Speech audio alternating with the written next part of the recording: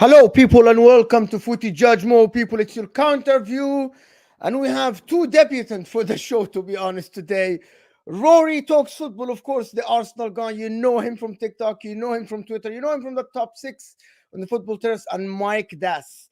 You know him from American Waffle with Staffy, you know him with Hussam for all the games, analyzing all the Liverpool games on This Is Football, of course, Mike Das. And we're here to talk about Chelsea. I have a Liverpool fan and I have an Arsenal fan, and we're here to talk about Chelsea. No, not really. A little bit of Chelsea in the beginning to see where they are, where are they heading. And also, I want to ask a question. Can Arsenal do a Man City run? This is a very important time for them in the season before they face Man City. Can they win like 9 in a row? Can they do like what Man City do every year when they go on a run? Can they actually give themselves a real chance of winning the league? Maybe at the end of the league after 21 years to win the 20 years only, I think 2004, to win the title finally, to beat this mighty Man City. And also we'll talk about Liverpool and squad depth. Stay with us, hit that like button, subscribe to the channel if you're new. If you're watching this on the replay, hit that like button. If you're just watching it right now, like the video. And actually we'll get into it. How are you guys? How's everybody feeling? Rory, thank you for joining. Big up for joining us. Thank you. You're welcome. Pleasure to be on the channel, and yeah, doing pretty well at the moment. You know, since we've come back from the sort of winter break in Dubai, it's been all speed ahead for Arsenal. So nothing to complain about. How are you, Mike? Why you look so upset, Mike? I don't get it. I'm sorry. I'm tired. I just had to go outside and shovel the patio. There's about 6 inches of snow outside, so we're going through a little bit of a snowstorm. It's a little early, but I'm always up to talk football. So big up. Thanks for having me, and let's just dive into it. 100%. I want to start right a little bit with Chelsea. When I'm watching the game yesterday, Chelsea weren't great, but they still got the result. But it was, to be honest, a good result for them. 3-1 away at Palace isn't for everybody. I think they are heading in a very, very unknown direction in terms of, I'm not sure if Pochettino is the right guy for them. He gets a win, couple of losses, gets a win, wins in the cup against Aston Villa away from home. I'm not sure, actually. Every time I'm watching this Chelsea, yes, we know that the problem is in the boardroom and the recruitment and all of this, but just watching them on the field, Staffy said something yesterday on the group of the top six. He said they had 80% position, yet they scored 3 goals in the transition. Very strange. Sounds like Liverpool. No, not Liverpool. Not Liverpool. But yeah, Rory, what do you think about that? Yeah, they are just a weird team to watch. Like, I back them to beat teams like Villa. I, in fact, against City this weekend, genuinely wouldn't surprise me if they get a good result. And yet, against a Palace team that are struggling so badly, they put a performance like that in. Where realistically, did they deserve to win the game? I don't know. And the performance, especially the first half, was shockingly bad. And so I don't know where to put Chelsea. Like, I couldn't tell you if, like, are they in a position to next season make good progress, or is this squad and Pochettino a bigger issue? I don't know. It's really, really, it's just weird. I can't really think of anything to even compare this Chelsea squad to, kind of historically in the Premier League. It's bizarre. Never seen it before, No. which is very strange. Huh? I've never seen this before. I've never seen a team like this before in the league. A team that is full of youngsters, and the older guys like Thiago Silva and Raheem Sterling, the fans are saying you're a burden on us. We don't want you to play. It's very strange. Average age of 22, 23. Majority of them are new this year. Some people that we haven't seen before. And to be honest, in the beginning of the season, when I was watching Chelsea, I saw them with the style of play. I saw the footprint of Pochettino, but they weren't getting the results. This is something I'm like, and now when you abandon the style of play and try to play some counter-attacking football transition, you win the games. So, and also Pochettino himself, he's still insisting on playing Gallagher, who nobody likes. It's all right. I think that's a mic. I'll mute myself. Hang on. It's all right. I think every time I'm watching Chelsea, Conor Gallagher in the 10. Yet he's the one who got them the 2 goals yesterday. Mike, how do you see that? Listen, I have a lot of opinions on Chelsea, but I'll keep it to the game. I thought that both of the goals that he took were great. Do I think that they were something, miraculously special? No, but he got the job done. And he also got the job done at the weekend against Villa. I believe he scored the first goal against Villa away, if I'm not mistaken. So at the same time, you can be criticizing him, but the man's putting the ball in the back of the net, and that's something that every Chelsea fan has complained about all season, their lack of clinicalness, right? What was one of the biggest harps that people had? Why didn't you go buy Osimhen? Why didn't you go buy an experienced striker, right? Because of the fact that they've created, I think, the second most big chances in the Premier League. So, the main criticism was, why didn't you get me someone who was clinical? Why didn't you get me this? Why didn't you get me that? And I wouldn't have all these problems, right? But as the season progresses, it goes from that to, oh, Connor sucks. Oh, Pochettino sucks. Oh, the whole lot sucks, right? So in my mind, I find it very difficult to blame the touchline when in the first half you have 450 passes and the opposition has just barely over 100. Those are the exact stats, right? You can piss and moan all you want about systems and about management. At the end of the day, Pochettino can't walk out onto the field, pick up the ball, place it on the byline, and say, "Here, Gallagher, kick it in." Like, let's just be totally real about the sport here. The players have been piss poor, and they've been cheaply giving away games. I mean, Thiago Silva almost cost them to 2-0. I don't know if you were watching the game, but there was one moment about 10 minutes after Crystal Palace scored where I forget the striker's name. Maybe it's Mateta. If he had a better touch, he could have gone left. Thiago Silva was beaten dead to rights, and essentially Mateta gave the ball away. But otherwise, it would have been a one-on-one with Petrovic, and we would be singing a much different tune, because 2-0 down to Crystal Palace away is a hell of a lot different than 1-0 down. And I don't know what the mental energy would have been like in the locker room at halftime if it was 2-0 rather than 1. So yeah, it's just a very complex issue, but I'm not going to single out a single player because I think collectively they're all shit, if that makes sense. They're not that shit. They aren't that bad. Listen, they aren't, like, you guys make them like individually they're not. Some of the people sit here and tell me that, listen, this is their level, 10th. It's impossible to tell me that this Chelsea team should be 10th, 5th, 6th at most, 6th at best, I think. I think they've got I think a lot of the players are individually very talented, and in certain games that's coming through for them. Like last night, Palmer's assist for that winning the second goal that was the winning goal, and then Enzo's shimmy for his goal. Like individually, they're very talented, and I do put a fair amount on Pochettino, because that first half where they basically didn't have a shot in the first half, like you said, they had 418 successful passes. 2 of those 418 passes went into the box. That's like unbelievably bad. And then you look at some screenshots of where the players were positionally, and there was one screenshot that kind of went viral. You probably saw it, where you've got, I think it was Thiago Silva on the ball in defense, and then the most unbelievable gap of space between him and basically the entire midfield and attack, who were all stood behind Crystal Palace players. And it's like, and all they can do at that point is pass it around the back. So, and that for me has to be management. There are definitely players that don't understand what it is that they're meant to be doing within that team. And whether that's down to them individually or Poch, I don't know. But that's systematic. And that will continue to be a problem for them against every team that plays a low block against them, until they figure out what to do there. And for me, it has to be Enzo dropping deeper, which is where I think he's a lot better. But do you think the players are over? Like, do you think they think the players are better than what they actually are? They're still talented youngsters. And do you think the team is overrated overall? Like, oh my God, they should be challenging for top 4. You don't think that? You think that these talented players should still have experience around them, or? But what it was Rory, right? Yeah. I'm sorry. We've never met before, so I'm sorry if I forgot your name. But what you just explained, the back line having the ball, and then too much distance between the back line and the midfield in possession, and sending it side to side, right? You call that a system issue. Well, that's exactly what Liverpool do, but yet very few people call out Liverpool's system.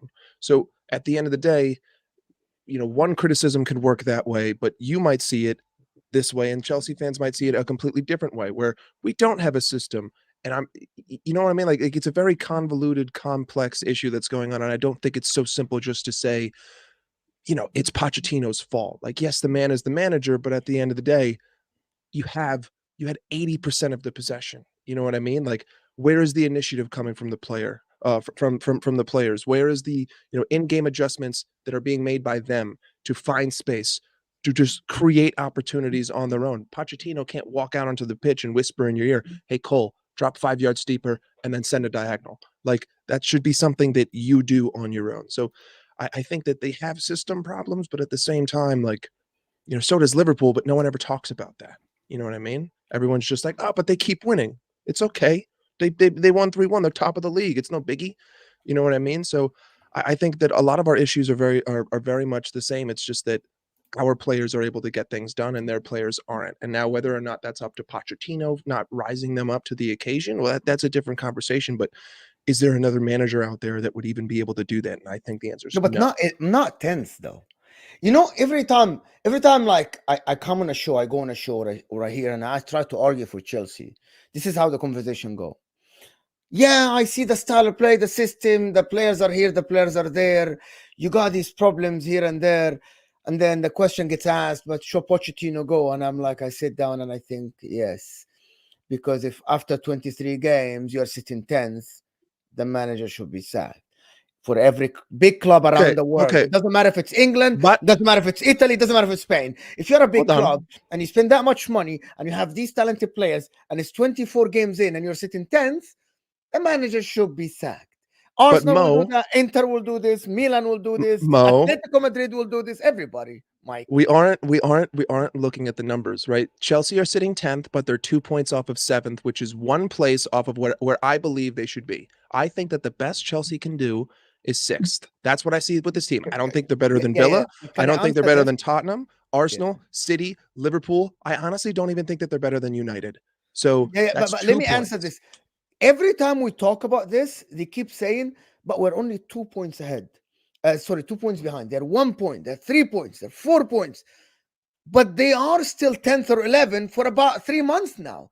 It hasn't moved. It's like when you say 2 points ahead, you're telling me give it a couple of weeks and then they will be 6th.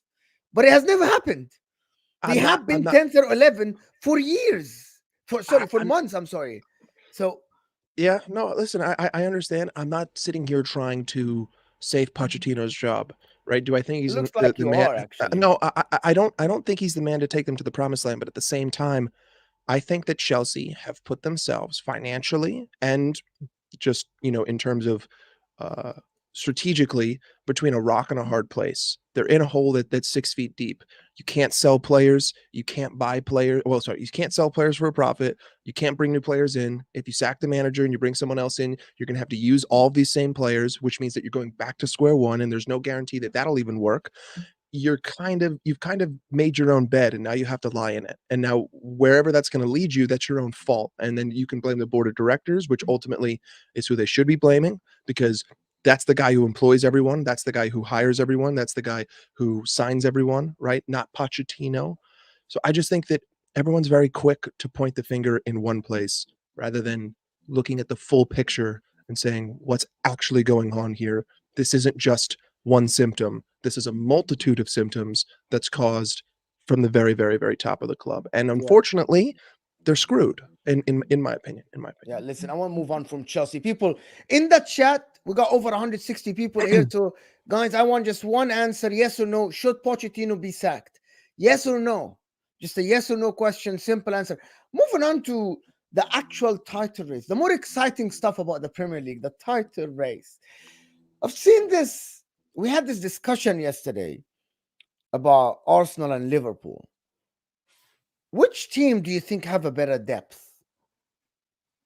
Because we were talking yesterday about, well, Arsenal play Champions League. They will have to play their first team the majority of the time.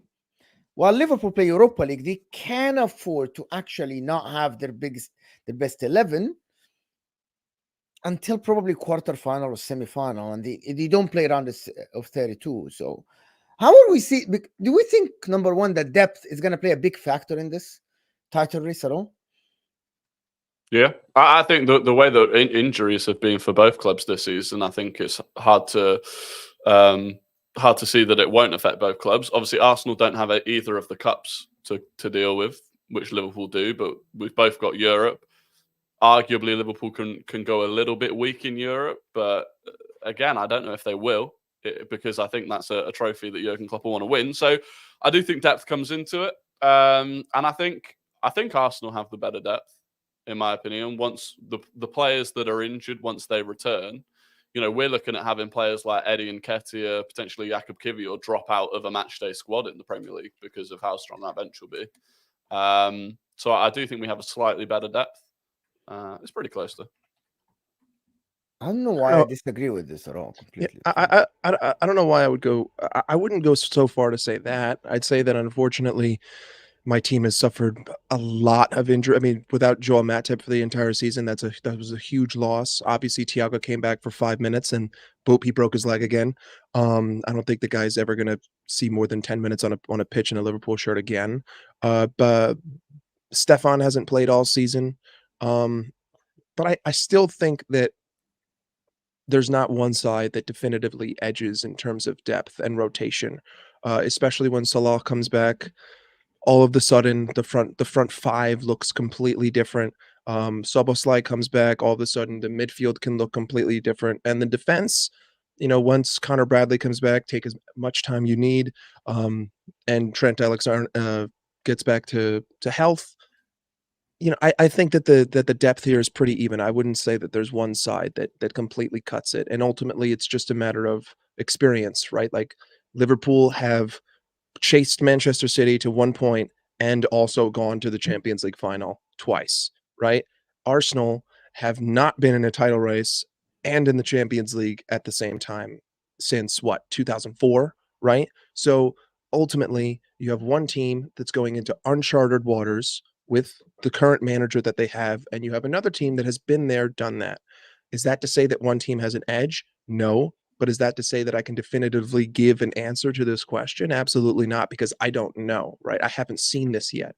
But based on the evidence for the last 4 weeks, Arsenal should win every game up until City. And then I think that will be the big question. Like, okay, this is when we know if Arsenal's for real, because they're going away from home. We're still asking. Oh, you're talking about the Etihad game. Yes. Well, listen, it was the same thing that I had for this team. Other people were saying that we could afford to draw or lose at Arsenal. My mantra was, I don't want to lose or draw another game this entire season. We need to be perfect, right? And I think that Arsenal need to be the same thing. So I was thinking about this yesterday, and this is how I thought about it. Why? Listen, Arsenal won against Liverpool at home, right? They won against Man City at home, and they won against Forest, Palace, and West Ham. Why are people asking Arsenal to win at the Etihad? Are we asking Liverpool to win at the Etihad? I'm not saying why are you like, if Arsenal win? I really thought about it yesterday, right? Because I said it's in Arsenal's hand, because I was talking about it. We've been talking about it for about a couple of days now. And I'm like, if Arsenal win every game until they meet City at the Etihad, well, I'm not asking Arsenal to win at the Etihad. I can't even ask Arsenal. I'll tell you why. I changed my mind actually yesterday, because I kept thinking about it. Like, why do we keep saying that Arsenal have to win at the Etihad? Who in the world will be asked to go to the Etihad? Arsenal did their job by beating Liverpool and Man City at home. Last season, Man City lost against Liverpool away, and they won at home. Arsenal lost against Man City at home. They won this year. So why are we asking that? Why are we putting the pressure now? It's like, Arsenal, you must win at the Etihad. Well, if they win every game, Man City face Liverpool. If they get a draw or Man City lose, they'll be equal on points. So Arsenal don't, unless we're thinking that Man City will win every game, which is possible. But I'm not, to be honest, because people keep saying, Mo, you move the goalposts. I actually thought about what I say, and I said, I'm wrong. We shouldn't be asking Arsenal to win at the Etihad. Who's asking who to win at the Etihad? Nobody's draws a win there. The Etihad. But a draw at the Etihad, in my mind, is a win. Like you need to get a point there, is what I'm trying to say. They have to be perfect, and then you go get a point at the Etihad. And to be honest, the rest of your season, you can win all of those games. I'm just going to keep a buck here. Even with Champions League, you can win all of those games. The only thing I'm trying to say here is I don't the think so. mentality. Sorry. Let me interject. Sorry. They face some teams away from home. Like, I think they go to Arsenal, go to Spurs. That's a tough game for them. Very tough. Yep. I don't know. You go to we go to Spurs. We go to Spurs. We go to Old Trafford. You go to Old. So I'm not asking. For me, I'm asking them to win these games more than them to go at the Etihad and get a result, because it's harder to go to the Etihad against the best team in the world and get a result than win against teams that are struggling in the league. But you need that. But if you want to win the title, you need to get points from those games. That's the point I'm trying to make. Like, it needs to be the. Well, I disagree with it, but fine. Which is perfectly okay. But it's a mentality thing in my mind. Like, I don't want to drop points again this season as a Liverpool fan, because if I don't and I win every game, I win the league because I'm at the top of the table, even with the game in hand. I'm sorry. With the game in hand, I would end up beating City, so that would be 3 points over them. So I would be 2 points ahead of them on equal amounts of games. That's all I'm trying to say, is that it should be that kind of mentality. And if you drop points, well, then you adjust there, but you don't go into it saying that I'm even allowing the possibility to. Yeah, but I'm talking about the pressure from the media, though. It's starting now. It's starting with us, like content creators. It's starting with the media. It's starting with everybody saying, yeah, you can win every game now. Well, by the way, a lot of people saying that Arsenal won't win every game until they face Man City for whatever reason, which just can happen. I just see no signs of it. I see Arsenal winning every game until the Man City game. But it's the pressure that is everybody's putting on Arsenal. Well, I don't see that pressure being put on Man City if they go face Liverpool, because they fall behind Liverpool if they lose to Liverpool at home, at Anfield, right? Yeah, it'll be 2 points. Is that pressure? So people are asking that from Arsenal because they dropped the ball last year, or why, Rory? Why is everybody asking Arsenal this? I don't know. I do feel like there is it's weird, right? Because we're consistently told that we're not even in a title race with Liverpool and City, and that we definitely have the third best squad out of the three. And yet at the same time, we're expected to go to the Etihad and win. And look, if we come out of the season, if we went to the Etihad and drew, and we came out of the season having taken 4 points against City and 4 points against Liverpool and not lost at the Etihad or Anfield, like, and you can't ask for much more. We could, and that would be our own fault for losing to West Ham and Fulham and stuff like that. But yeah, I mean, it's difficult to go a season to get points, to not lose at Anfield and the Etihad. Like, I think for any title contender, Anfield and the Etihad are the two where you say they're not must-win games; they're just don't lose games. And if you can do that, then I think that's fair enough. But I do feel like Arsenal get held up to this standard that is difficult to compete with, even in the sense that, you know, people talk about Pep being easily top 2 Premier League managers of all time, and some people want to put Klopp above Wenger in that conversation, and yet you want Arteta in his first managerial job to beat both of them to a title. Like, it's tough. It's tough. Oh, so you don't think Arteta has pressure to win the title at all? Not from me. Not this season with those two. Don't forget about my apology at Anfield. That's all I'm going to say. Don't forget about that PGMOL Martin Odegaard handball. That's all I'm going to say. But I think that doesn't change the game. But anyway, guys, over 200. Someone has to say it. Someone has to say guys, it. Over 250 people here. Can we get at least 250 likes, people? The like button is underneath your live chat. It's the only way we're going to grow this channel. You can help me by hitting the like button underneath your live chat. It looks like thumbs up, because some people don't know where the like button is. And so I wanted to talk about this. Arsenal are better than Liverpool in this. Like, do we believe that? Rory, I'm going to start with Rory, since you're the Arsenal fan. Do you believe that you have a better chance in this title than Liverpool because you won against them and you drew? Do you believe you have a bigger chance than them? Yeah, I do. I think the current Arsenal team is better than the current Liverpool team. I think the big difference for me is in the midfield. That's not to say that we will finish above Liverpool, But if both Liverpool and Arsenal play to the best of their ability from now until the end of the season, I think Arsenal would finish above Liverpool. I think the way we're playing is more dominant, a lot more dominant. There's a lot less risk in the way that we play. And I do think Liverpool have got quite a few points this season that they've, snatched from the jaws of draw or defeat. So that's my opinion. I assume Mike disagrees, but That's okay. That's okay. This is an opinion show, and everyone gets to share their opinion. It's all good. But I think that ultimately, if we're going to choose to look at the past, if we're going to choose to look at everything that's happened in the season up to now and not look at it like today is the beginning of the season and we must win, right?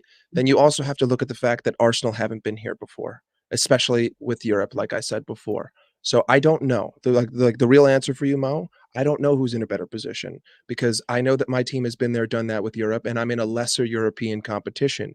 And regardless of how my team is performing, my team is winning games, right? And my team could have, we were on the precipice of 8 points, but that's the past, right? So I'm not even going to address that. It is what it is. But going forward, Arsenal are going into uncharted waters, and I'm not, because I've been there and I've done that. And as long as I continue to get results, at the end of the day, my criticisms don't really matter, because they're falling on deaf ears, because the response is going to be, well, you know what? We're still top of the league. We're still 2 points ahead, right? Now, my views on the performances are kind of completely indifferent, because I'm just a random guy living in Connecticut, in America, right? I'm halfway across the world. But ultimately, What? Arsenal have to get through Porto, and then they have to go to the quarterfinal, and then they have to go to the semifinal, which I hope that they do, right? Because the deeper they go into the European competition, the more distracted they will be, and they're not in the cup competitions, so that's better for me. I know that people who hate on Arsenal are like, I hope you drop out to Porto. I think that that's foolish. You shouldn't. You should want them to stay in as long as possible, so that they drop points in the league, so that they fall further behind, and then all of a sudden the pressure becomes greater, and then it goes, well, shit, now we kind of have to decide, I'm 5 points behind Liverpool, I'm 3 points behind City, I'm in a really difficult semifinal. Like, what do we really push for here? That's the dream scenario for Semi-final me. of what? The Champions League final. The dream for me is that Arsenal drop points up until the semifinal. City and Liverpool are 3 to 5 points ahead But of you're them. assuming that Arsenal will go to the. No. No. What I'm saying is that this is what I want, Mo. I want them to go deep. I want them to go deep into Europe, because I want the pressure to be greater and greater as a competitor, right? I want every possible advantage. What's a big advantage? You're deep in the Champions League. You have to rotate. You have to rise to the occasion, something that you haven't proved that you can do yet. And now if they do it, kudos to them. But that's the best opportunity that I have to weaken my opponent, and I don't play them again this season. So that's the way that I have to view this going forward as a competitor for the title. And so, when it comes to the actual games that we have, I think that Liverpool in the league probably have a little bit of an easier run-in. We have Tottenham at home, we have Villa away, which, used to be this gladiatorial occasion, and now, they seem to be dropping points to everyone at home. I've got the Merseyside derby at Everton. I play Man United away, but again, these are all games I believe I can win, right? So, and I also have to play in Europa, which is completely different than Champions League. Yes, I have to rotate, but I can afford to be a little bit more, let's just say, frugal with my starting 11 than Arsenal do. So if they prove me wrong, they prove me wrong. But all I'm trying to say is I don't know what's going to happen, and I think that Arsenal have a harder road. I'm looking at this Arsenal team now, and I think they lack a little bit of depth, because I don't think Martinelli is good enough. I think they have 3 midfielders, and I'm not counting Thomas Partey in this, because I think they have only 3 midfielders: Jorginho, Declan Rice, and Odegaard. Nobody else is counted as depth for me. No Fabio Vieira. Emil Smith throws in and out to the team. Mohamed El-Neni isn't good enough, even though he's Egyptian, right? That's my point. In defense, Saliba and Gabriel are the only 2 people available. Kivior played left back good. Timber is coming back. Listen, we have seen Timber for only 45 minutes in the Premier League. He's coming from Ajax. Look like a good player in preseason. Look like a good player in the Eredivisie, but he hasn't played enough in the Premier League for me to say that you're a needle changer, right? Tomiyasu as well. Tomiyasu looked good every time he played this season. Looked all right. So that's good one. They don't have another right back. This is how I'm looking at the Arsenal team. On the front line, there's Kai Havertz and Trossard as bench players. Gabriel Jesus is injured. I don't know how long he has out. I think he's coming back next game. So I don't think Arsenal have that much depth. They have names, though. They have El Neni, Thomas Partey on paper. They have Fabio Vieira on paper. But I don't think they have that much depth. And this is why I'm thinking in the Champions League, they will have to play their first 11. They will have to play their first 11. And comes the weekend, they will have to play the first 11. The difference between Liverpool and them is that I don't think Liverpool will play the first 11 in Europa League unless they face a Leverkusen, unless they face a tough team. That's my opinion, right? This is advantage to Liverpool. However, it all depends on how managing the subs by Arteta, how he manages minutes for some of these players, how he manages Zinchenko, how he managed Tomiyasu. This is all on Arteta. Is he experienced enough to manage these minutes? I'm not sure. I'm really not sure about this. I'm still yet to see. This is the first time he plays, because last season in the Europa League, I think you gave up the lead against Sporting Lisbon, and because he made some subs and stuff like that. But we're yet to see. But I'm only for Arsenal, to be honest. Arsenal should focus more on the league. Shouldn't focus on the Champions League. They should, yes, play to win every game. But if push comes to shove and you have to prioritize, I think they should prioritize the league. Because I think you have a bigger chances of winning the league if you focus in it than actually you put yourself in a place where you can actually win this league. I never thought I would say that here, but you put yourself in a chance to win the league by win against Liverpool. You recovered from the 6 points dropped. Well, do I think you will win it? I'm still putting Arsenal as a third option, to be honest, in the league. Just because Liverpool faced Man City at Anfield, and because Arsenal have the harder games. It's just as simple as just look at the fixtures. Liverpool have the easiest one, then Man City, then Arsenal. It's as simple as that. I don't know why. I actually think Champions League is a better option for us than the Premier League this season. To win I was going to say that. I was going to say that as well. It would be a much bigger achievement. Yeah, I think we've never done it before, so it should be the priority anyway. This is the final chance to actually win the traditional Champions League before it changes to the new structure, which for some people will mean that the next Champions League after this won't be as worthy. But also, we've shown this season, we've beaten Man City twice, if you include the Community Shield, which was at Wembley, which is where the final's going to be. We've beaten Liverpool. I think in a one-off game, we can beat anyone. And I think it's the consistency in the Premier League that's actually more of an issue for us. So yeah, I think Champions League is what we should go for. If you're going to pick one, Champions League for me. I think you have to. I think you have to win one of them, though. They have to win. What do you mean they have yes. to? Okay, listen.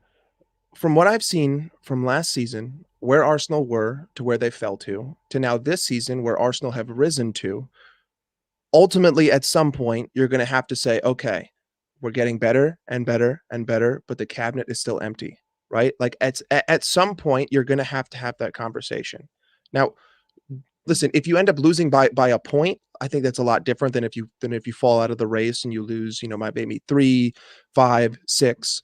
But I think ultimately you need to have something to show for this season. I think you need something in the cabinet. Otherwise, it's just going to be the same story this summer. Is Arteta good enough? Is he? Listen, I don't abide by this agenda, but there's the whole agenda out there of, is Arteta, Arsenal's Brendan Rodgers? He can take you to the top of the mountain, but he can't actually get you to the peak. You need someone else to help you rise to the peak and stand on top and plant your flag. That's going to be the narrative if Arsenal don't have a trophy at the end of the season. It's just that simple. Whether you like it or not, or whether you agree with it or not, that's what the media is going to run with. And then you're going to have to deal with that pressure in the summer, and then you're going to have to face that in the next season. So I think that either way, you at least have to get to the final of the Champions League, or you need to win one of them. That's just me as a if I were an Arsenal fan, that's what I would be saying. I need one of these. So what are you saying if he doesn't win them?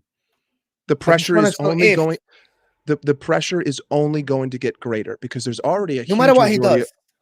there's already a lot of Arsenal fans who are Arteta out and still are even after these performances. I know, Rory, that may not be you, but there still are. It's not him And for sure, but fine. and people will still point to the trophy closet. Like, ultimately, that's what this sport is. Like, I don't view it that way, but everyone likes to just point to the cabinet and say, you know what, there's a lot of dust on that. I haven't seen a trophy in there in quite some time. So honestly, you can be as good as you want, you're still shit because it's empty.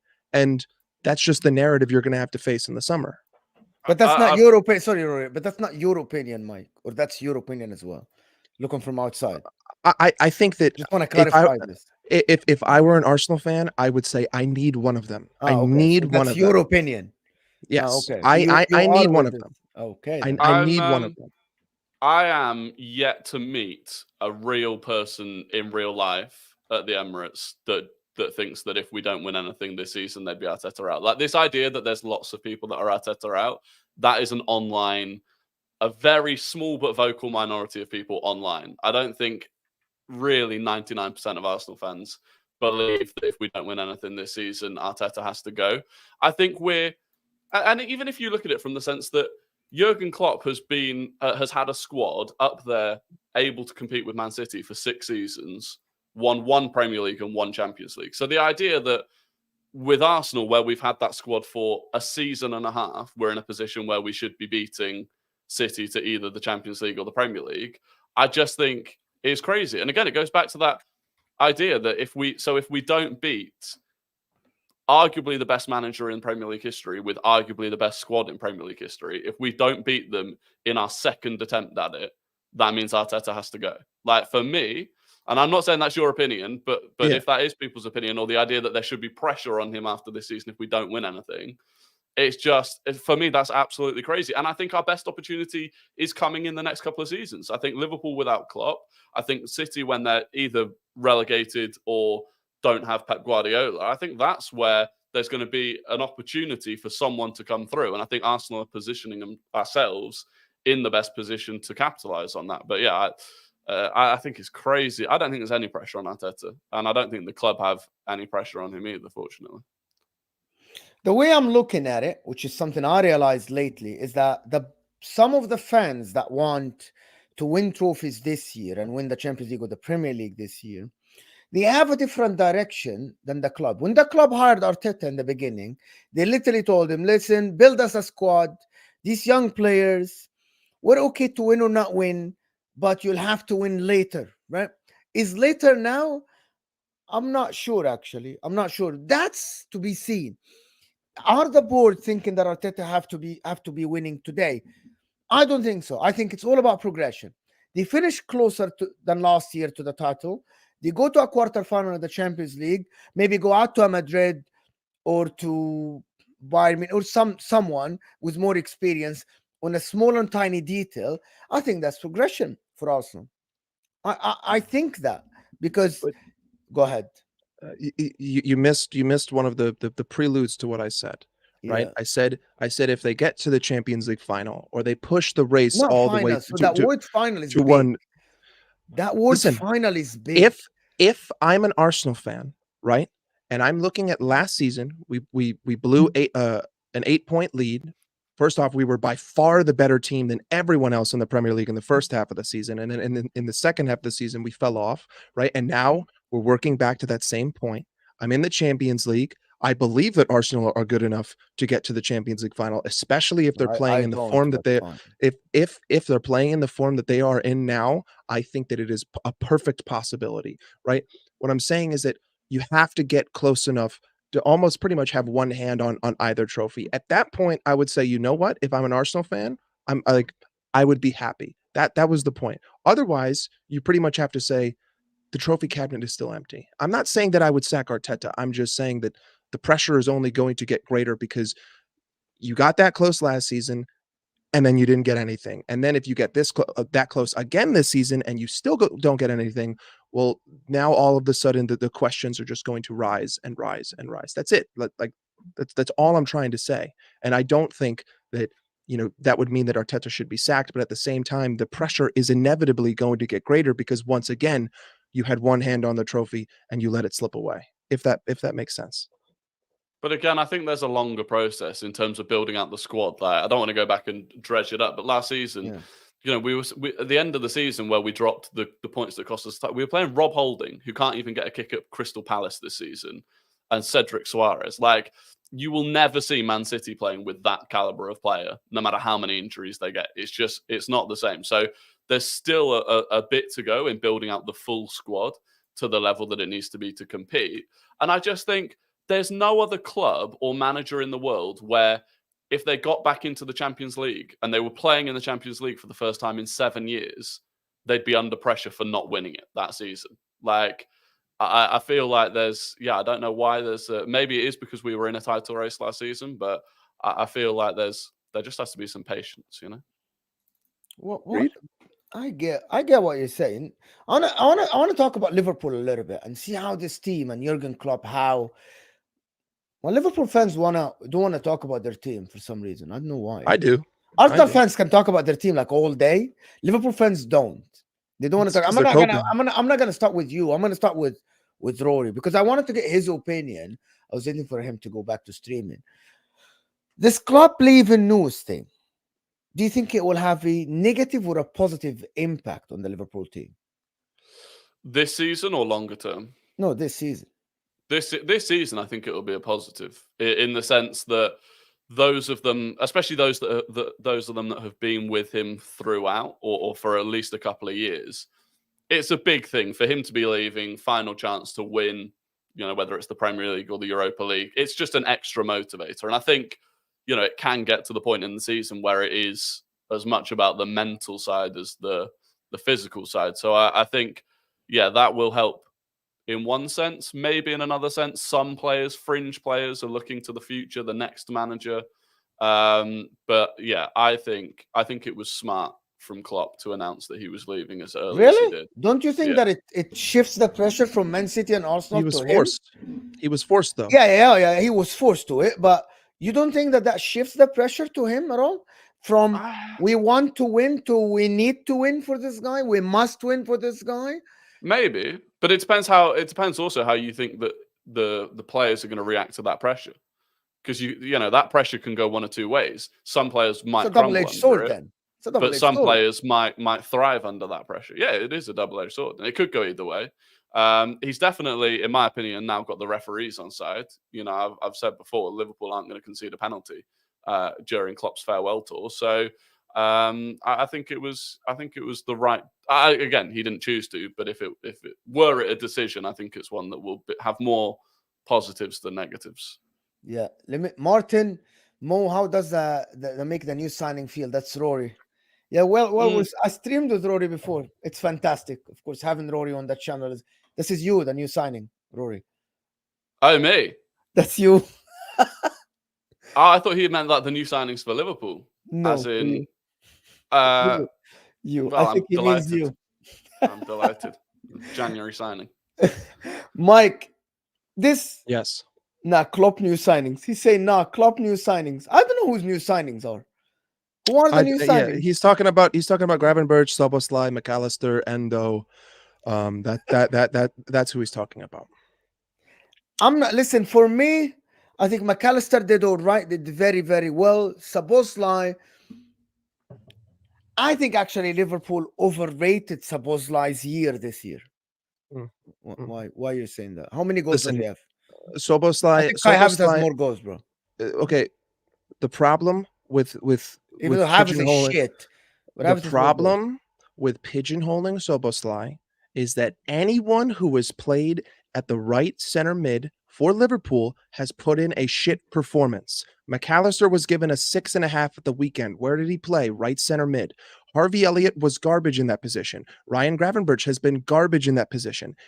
Curtis Jones has been terrible on the right side. Anyone on this team who has played that position has sucked. So am I going to sit here and say that it is one individual's problem? No, I'm going to say that it is a systematic issue that no matter who I put there, puts in a garbage performance. Now, Szoboszlai has been good at certain points in this season. Yes, he has.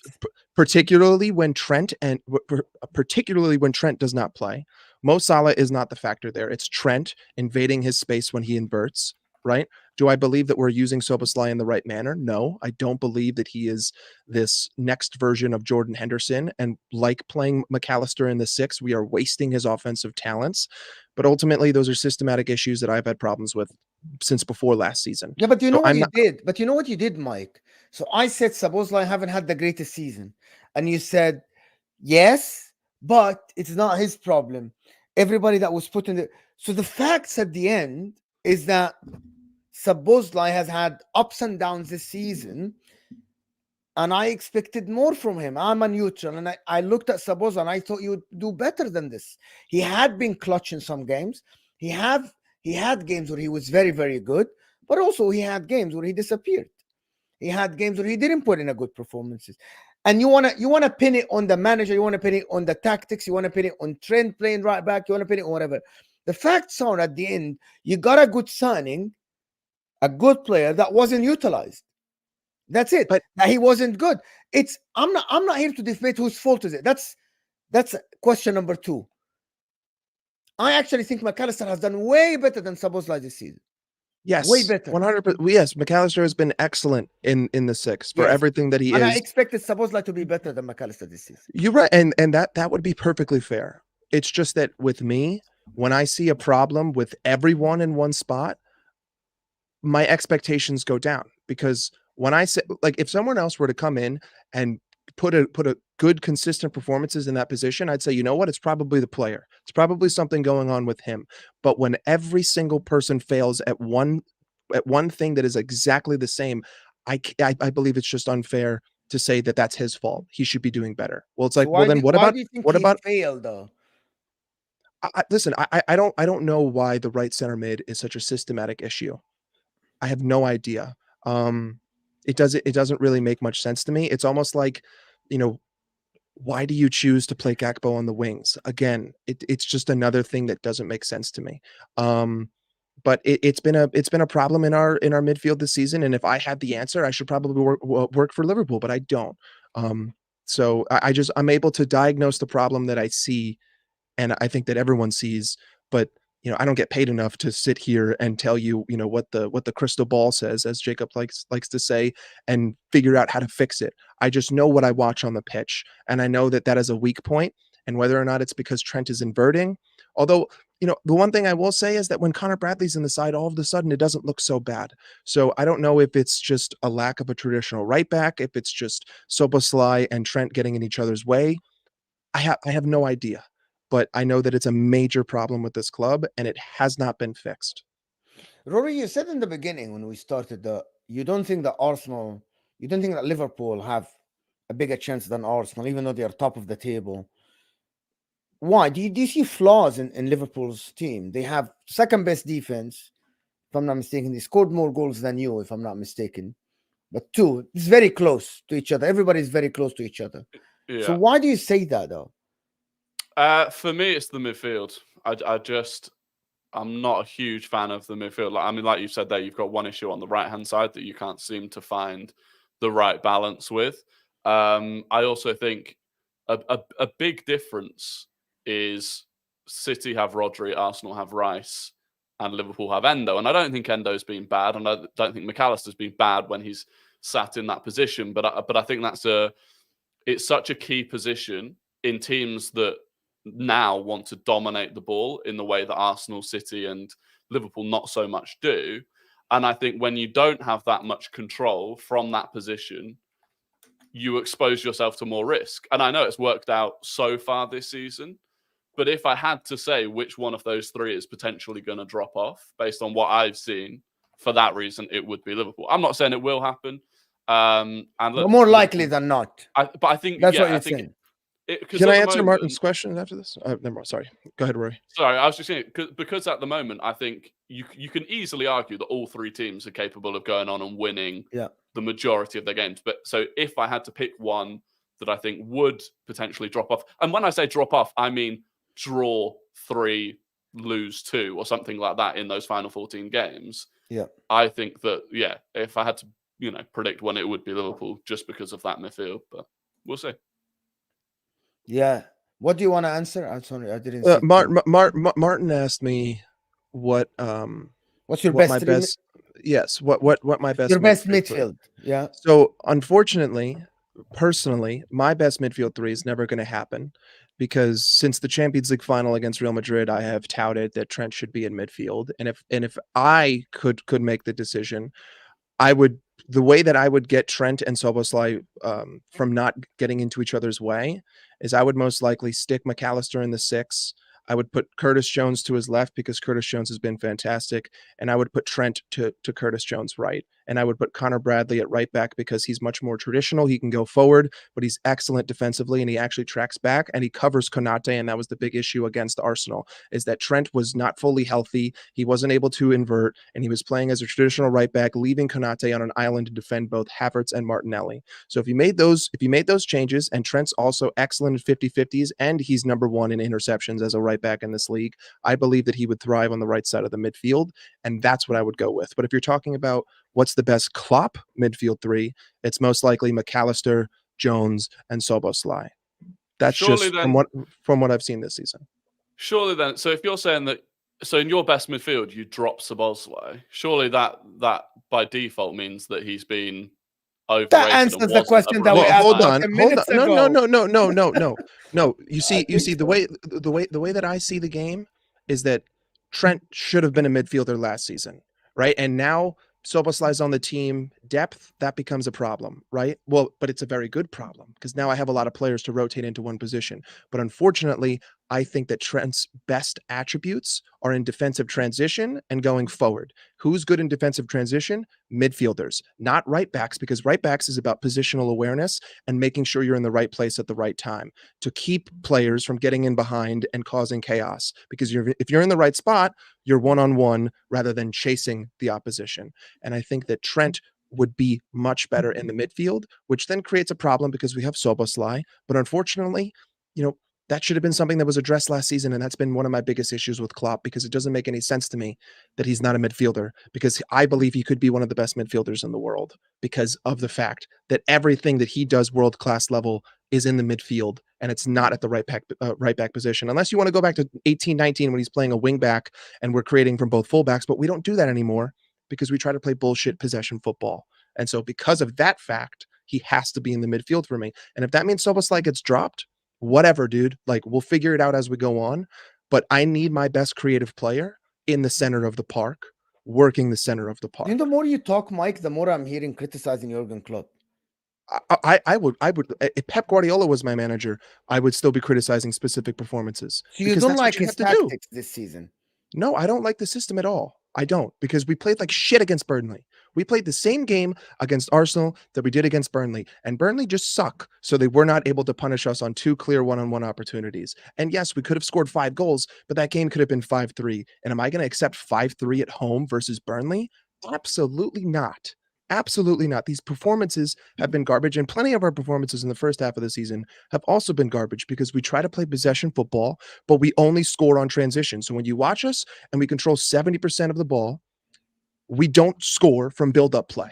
We score from making a mistake, and then the opposition makes a mistake, and then it goes bang, bang, bang, bang, goal, right? So, but Arsenal can say the same. Arsenal score from set pieces, they score on the transition, and they have over 60. They average over 61% ball position this season, higher than Liverpool actually.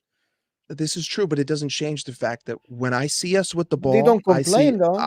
I see complacent, lethargic. You're top of the league. I see what you're saying. 100%, 100%. But at the same time, I can look back to the season. I can look to the Brighton game. Ryan Gravenberch hitting the post from literally 2 feet away. I can look at the Luton game.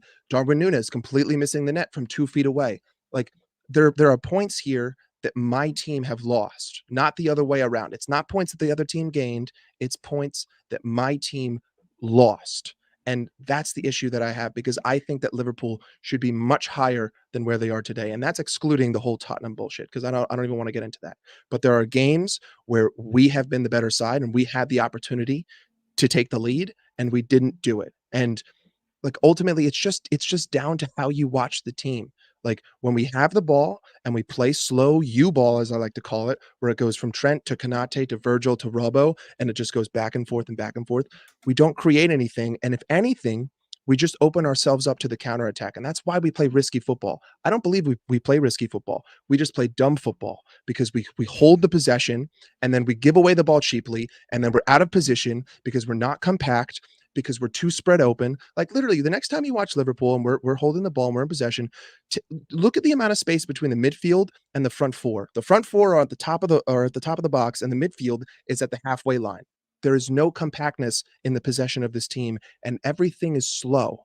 So there's a systematic issue, but yet they keep getting the job done because we're just so good in transition and we can just punish you for a single mistake.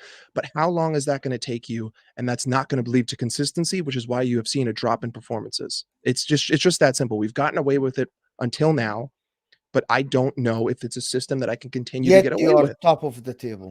I'm a bit confused. 100%. I'm a bit confused. Can I do the super chat? Sorry, sorry, before you go. Matthew's saying every player that plays right center mid for Liverpool is not shit, and the system is not bad. But for some reason, Liverpool decided to buy a 20 left center mid with no CDM. Listen, FSG have made countless errors.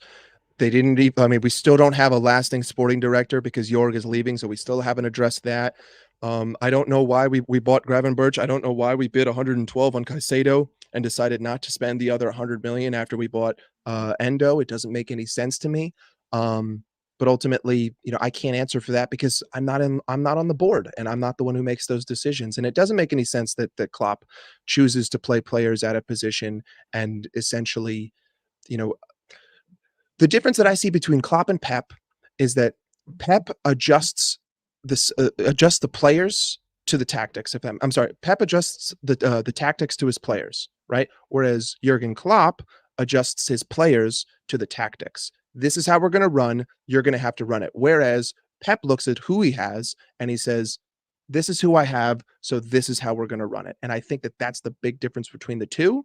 And that's why, ultimately Liverpool are just a little less consistent than Manchester City because it's like sometimes players just can't do it.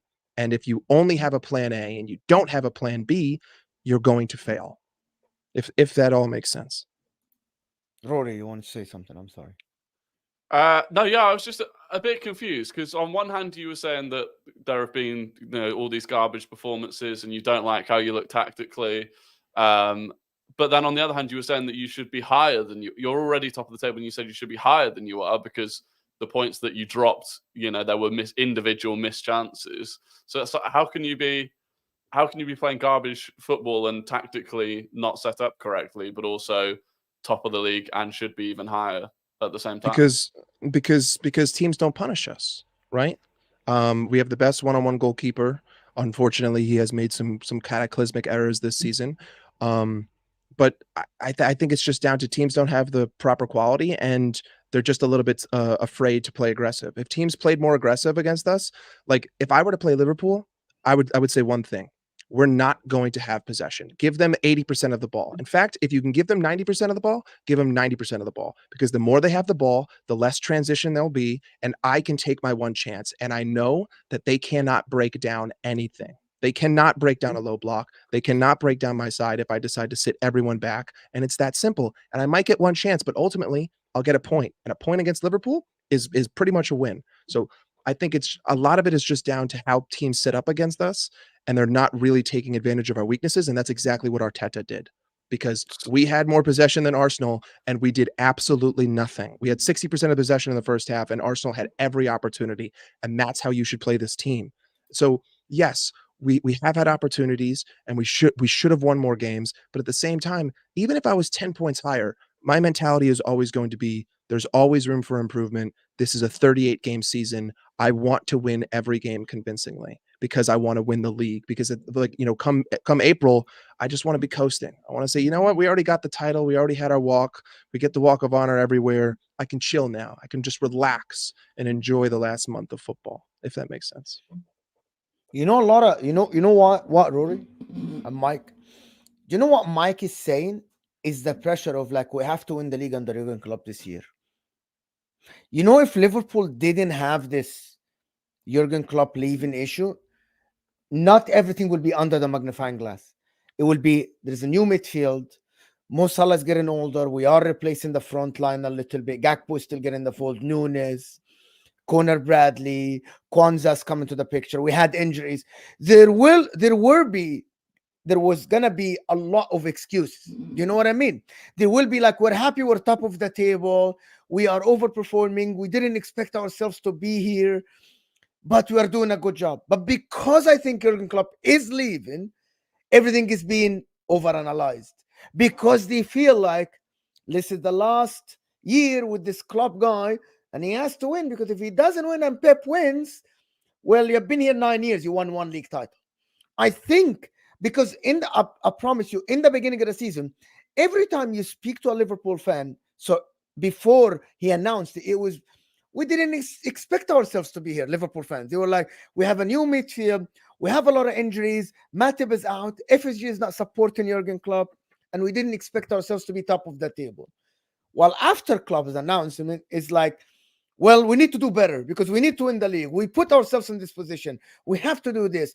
No, it will be amazing if we win the 4 trophies. That's what I was telling you about, Rory. I the do conversation actually. changed Yeah. before and after the announcement. Mike Mike was like, yeah, we can try this. Why don't we try Trent? Now he's saying we must. We have. Why are the players not playing well? Mo, like, you may not have known me last year or the year or the year before, but even during the quad chase, I made the exact same criticisms. Even when we were chasing for the quadruple, I said the exact same things. We are the worst possession team in this league, and I abide by that. It's not that bad. To the end of the possible. No, it's not doom and gloom. No, It Mike. is. No, It Mike. is. It is. I have to It is. disagree with you here. It's not that bad. The only reason why people say we play risky football is because we Bro, hold the the ball underlying complacently. numbers are there. You have the highest XG in the league. Yes, I think you're second. yes. You are second in every single aspect. You aren't But we far don't in the score. goal position. You miss a lot of big chances. Okay, so the underlying numbers are there. That's why you're top of the league.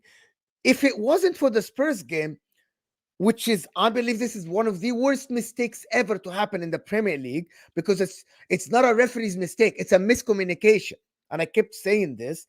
You literally should have been top of the league now by 4 points. Mo.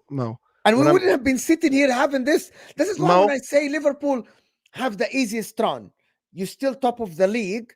I say I think it's in your hand because City are coming to your ground. Of course it is. Of course it is. Of course it's in our hands. We have a 2-point lead. That's sort of my point. And you losing against Arsenal isn't a sign of you slowing down. No, Jurgen Klopp got it wrong, and that's it.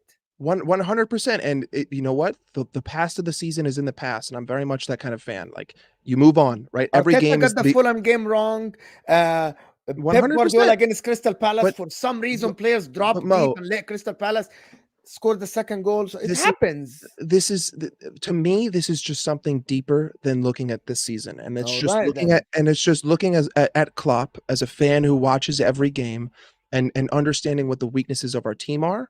And I truly believe that teams just don't set up correctly against us. And Arteta did, and he made us look awful because he did the right things. Because he surrendered the ball. He schooled Klopp in this game. You're right, because he conceded the ball. He let us have 60% of the possession, and we didn't even have a shot on goal in the first half. And we were lucky to even be at 1-1. And also, Saka missed a header from 4 feet away. Kiwior missed a header from 4 feet away. That game could have been 5-1. 4-0. Should have been 4-0. You're right. You're right. The right score for this game is actually about 4-0. Which is completely correct, because Arteta gave us the ball. I believe at the end of the game, we had close to 60% of the possession, right? Like, that should tell you everything. And teams don't take advantage of that like Arteta did. And if you are a manager in this league, you should be looking at that game and say, that's how we need to play. Whether I'm Brentford, whether I'm Burnley, or whether I'm Manchester City, that's how I should play. When Manchester City come to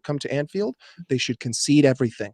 Give us the ball, because you will punish us, because we will create our own mistakes when you give us the ball. That's why people say we play risky football. It's not because we go high up the pitch. It's because we keep the ball and then we lose it lazily, and then everyone's out of position because Trent's inverting. There's a 3 at the back. There's no traditional right back, and it's all kaput. And then I got to rely on Allison to bail me out. That's the problem that I have with the system. I don't think you're one of the worst possession-based teams in the league, though. Especially because if you're using the Arsenal game as an example is probably the wrong example, because we did the exact same to City, and they're probably the best possession-based team in the Premier League, and they had one shot on target in that game as well. So I think that's more that when Arsenal are letting you have possession, it's different to if Burnley or Crystal Palace or Sheffield United letting you have possession. I think you look at teams like United, Chelsea. And that's Chelsea is the worst team in possession, 100%. Yeah, exactly. So I'm being a little bit dramatic. I get it. Liverpool are definitely, better when they do have the opportunity to work on the transition rather than in possession. But I don't think it's that bad. Like you said, most teams do set up and let you have a lot of the ball, or try and let you have a lot of the ball, and you've dealt with most of those teams pretty comfortably. And just to keep things straight, in the first half, the position was very, very close. It was 47 to 53. It's not like Liverpool completely dominated the game. I actually think the majority of Liverpool position were between Van Dijk and Konate and Alisson, because every time the ball went to the midfield, it was gone. Every time it just tried to pass the halfway line, Arsenal completely dispossessed Liverpool. I just think this game, Jurgen Klopp got it wrong. I think the injuries affected you big time in this game. And I think Arsenal just exploited one area that, for some reason, everyone around the world is seeing that area behind Trent when he wasn't fit. Let's just be honest. Trent wasn't fit in this game. It was very obvious. No, he wouldn't have. He was definitely not fit. You cannot be jogging back and not in the game like this. That never happened. He was not.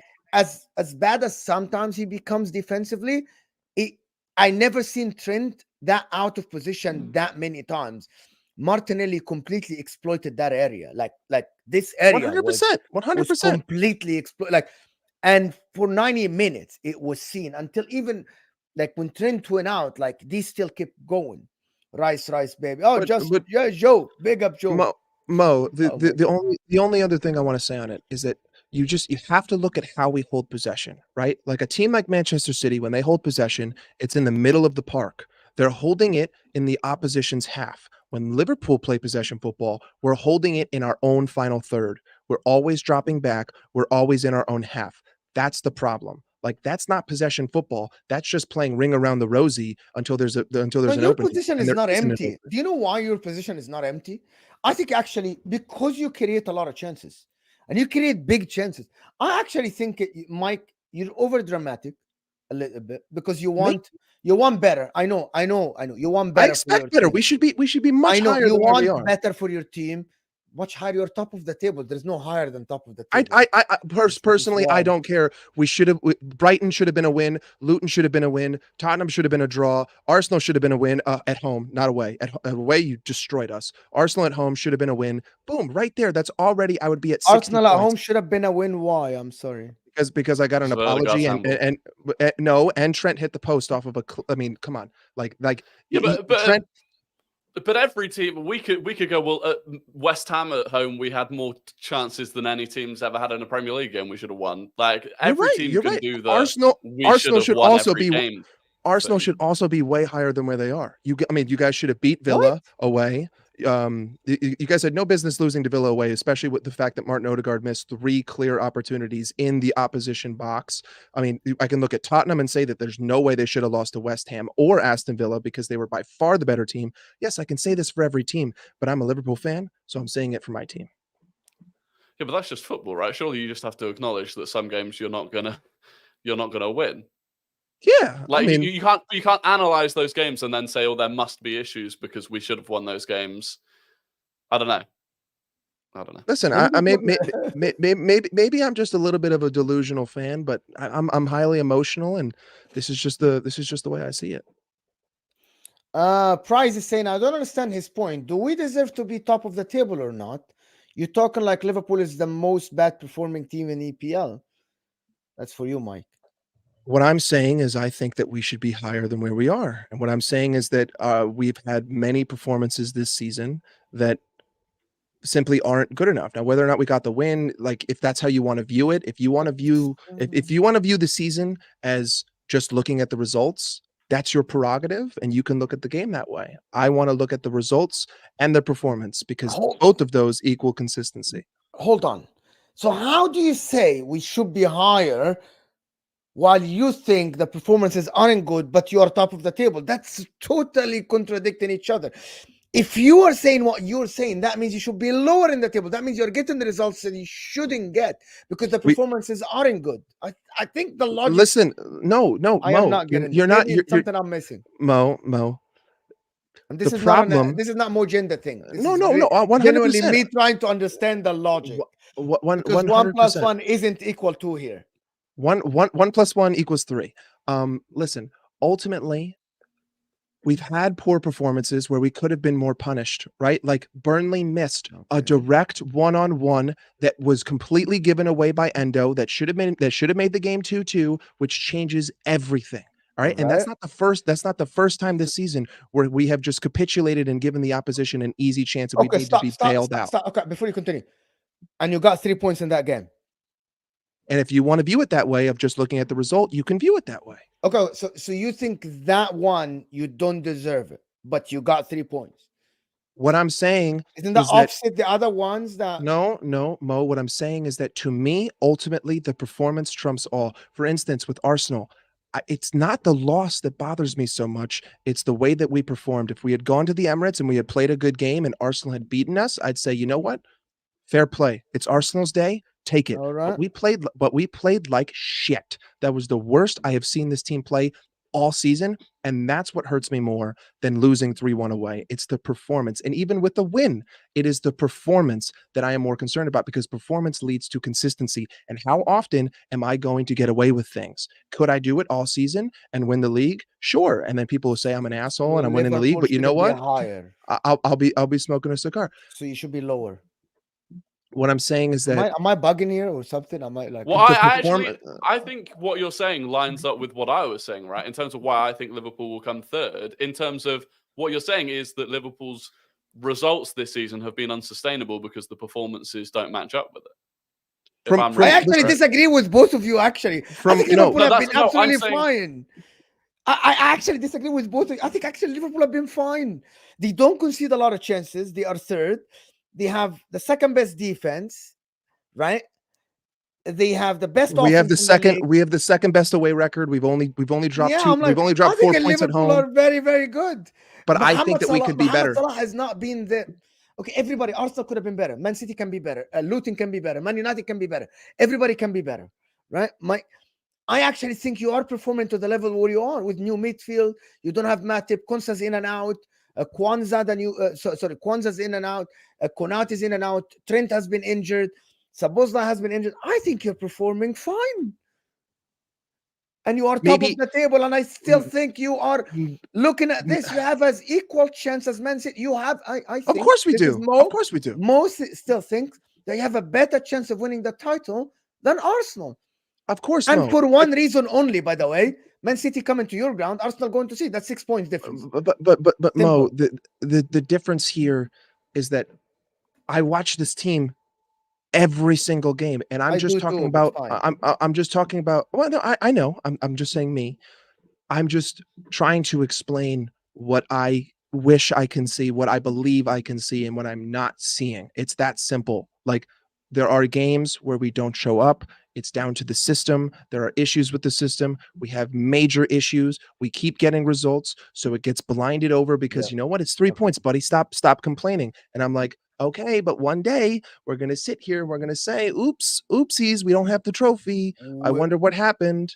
We'll see how it is. Ryan here is saying, what the fuck? We are not the worst position team. We're an excellent team going strong in 4 competitions for a reason. People think we're shit after one bad game. I think you're overreacting, to be honest, Mike. But I get what you're saying. You want the performances to be better because Jurgen Klopp is leaving and you're nervous that you will never have a chance to win the league title again. Whoa. I had to go up against cheaters now, all right? There's 115 pending charges. I don't want to hear anything about that until 2025. Until then, I don't want to hear anything about one Premier League in 10 years. Talk to me in 2025, and then we can settle this debate.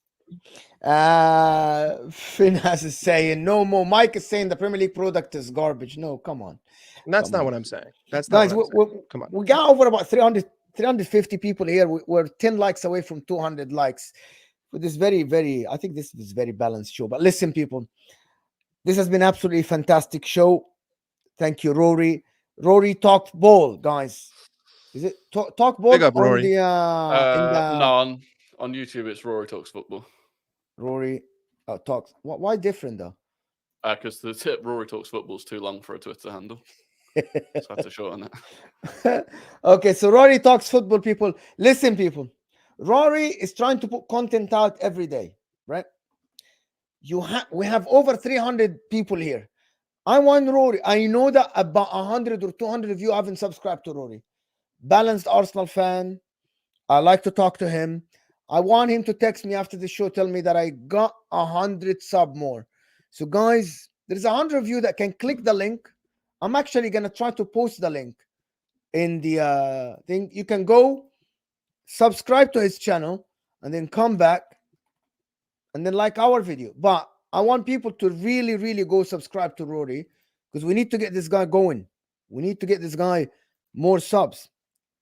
Thank Rory you. is tolerable. Someone says Rory is tolerable. I'll So take it. in the description, it's right there, people. You can see it in the description. Is there. Make sure to subscribe to Rory, guys. Rory Talks Football. Fantastic content. I hope he texts me to tell me I got subs. Daily content, people. Daily content out there. Thank you, Rory. I appreciate you. Mike, absolutely Thank you. fantastic. This is great. Guys, turn on the notification bell. Tomorrow is Conley and Jacob. Completely different type of show. Shameless show. And we'll see you guys soon. We're out here. Stay here. We'll take you to Staffy. Judge Moraid, unsubscribed. Big up. Thank you. Liverpool, top of the league. Liverpool, top of the